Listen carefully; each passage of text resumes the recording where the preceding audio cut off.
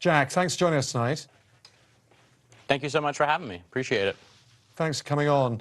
Now, you have something called relapsing remitting MS, which means people have periods when their symptoms are better or worse. You were first diagnosed with it in 2012, just 3 weeks, I think, after your first daughter was born.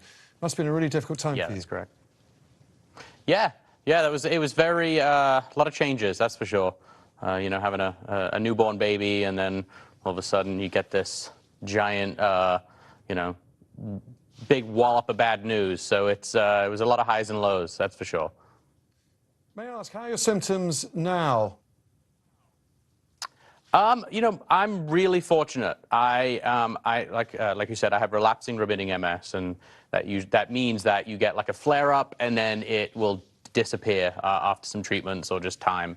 And for me, you know, the kind of symptoms that I've had in the last few years have actually been relatively nominal. I mean, it's been probably my most significant is I get bouts of fatigue. But, you know, like I said, I'm very fortunate to where I've been able to manage, you know, my multiple sclerosis very, very well. I think you've had blindness in one eye before, you've had numbness in your legs. How much did you know about MS Correct. before you were diagnosed way back in 2012?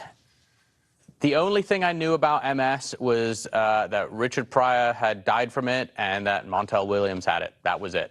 I didn't know anyone personally who had it, or at least I wasn't aware anyone that I knew had it, and I had no idea what it affected.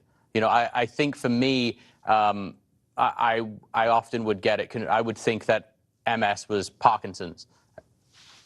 Right.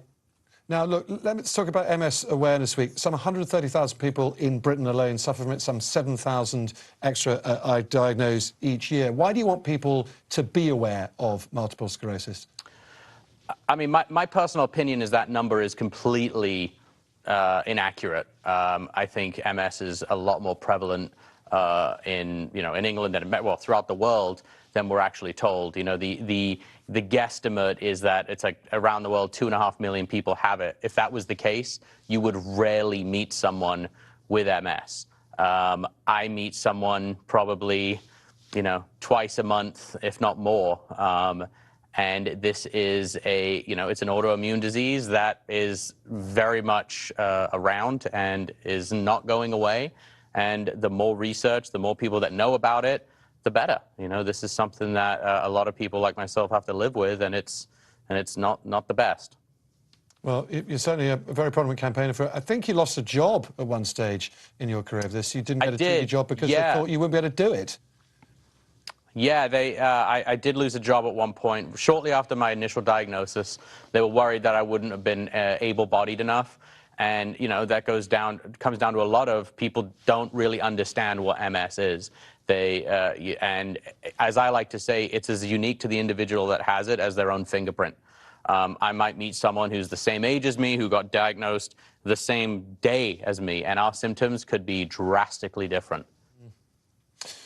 Jack, thank you for telling me about all that. I do want to ask about your mother. We're concerned for her back here. She's our fellow talkTV host, of course. Now, she's flying back to the US temporarily to see your dad. She'll be back next week, and we'll be very pleased to see her back. But how is your father? He's doing well. I spoke to him shortly before coming in. He just says, well, I'll save the colorful language, but he says it sucks. He didn't use those words, though, did he, Jack? But I think we can probably guess which words he did use. Yeah. Please, open for creative interpretation. Yeah. Not before the watershed, though. Jack Osbourne, it's been a pleasure talking to you. Thanks so much for your time. Thank you.